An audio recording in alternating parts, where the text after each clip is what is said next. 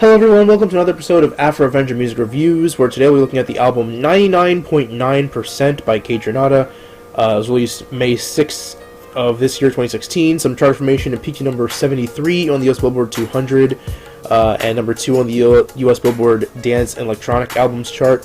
It was released under the labels XL Recordings and HW&W, and its singles are Leave Me Alone, Drive Me Crazy, Bus Ride, Glowed Up, and Light Spots. Without further ado, let's get this started.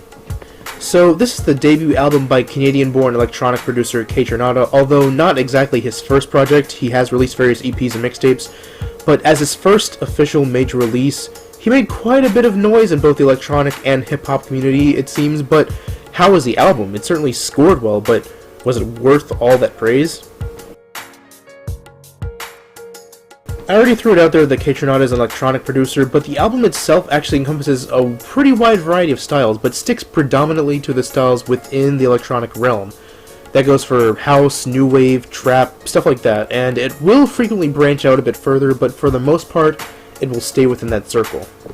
From the very start, this album lets you know what it's about. Track Uno is all deep, thumping bass, wonky sounds that kind of reminded me of something that would be on the soundtrack of a Sega Dreamcast game, and it's just pure house at its very best. Not to mention that it's all instrumental, which goes for a handful of the tracks on this album. About half is instrumental, while the other half does have vocals. Even the second track, Bus Ride, is instrumental, and that doesn't change until track 3, Got It Good. Now, Bus Ride is a complete shift from the previous track in that it steps away from the house style and changes more into something reminiscent of 90s boom bap, and that's just to show that Kaytranada produces more than just house beats. Even rappers such as Vic Mensa appear on the track Drive Me Crazy.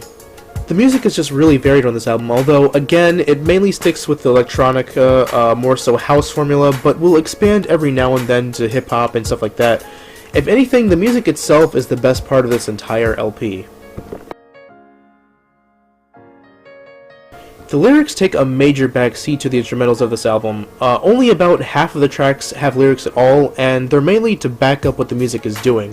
From rappers to singers, you're more focused on what the music is doing as opposed to what they're saying, but the songs with vocals actually tend to be some of the better tracks on the album, ironically. Together was a personal favorite track of mine, mainly because it reminds me of a more classic music style, kind of like a sort of neo-disco or something, and the vocals of Aluna George on this track only add to this, with the neo part coming from the rapping of Gold Link, so it's a really cool track talking about making up, essentially.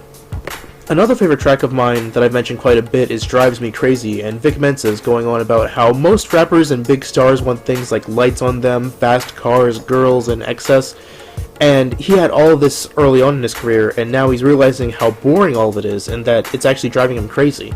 Another one of the best tracks, no doubt. Now, Glowed Up, which features rising star Anderson .Paak, is mainly talking about how both of them are on the rise, which is apparently what Glowed Up means. Kaytranada has struggled with accepting his sexuality, and has just struggled with life in general, and he's finally on the come up with something great in his career. Overall, this is a fantastic album. Kaytranada is truly a talented producer, and the artists he picked to feature on this album was really crafty. They all did their part as Kaytranada did his by offering some amazing beats, but I must say, coming towards the end of the album, the magic sorta kinda left. Around that point, I felt like the album had showed me all it could show me, and the last couple tracks like Leave Me Alone and Bullets didn't really offer anything different from what I'd already heard. Pretty standard, to be honest. That's not to say they were bad tracks, but maybe not the best tracks to finish off with compared to some of the earlier tracks that just really got you into the mood for dancing. Bullets especially was pretty much just straight house, but anyways, I really have to recommend this album, especially to anyone who might be into house music, electronica, dance music, maybe electro-funk, disco, or hip-hop. Anyways, that does it for this another episode of Afro Avenger Music Reviews. I hope you all enjoyed. Thank you all for watching. And if you did enjoy, please click the like button. Also subscribe if you want to see more. And if there's maybe a song or album that you want to see reviewed on this channel, just leave a comment down below or check out my Facebook or my Twitter. The links are in the description. But anyways, I will see you all next time. Thank you all again for watching, and so long.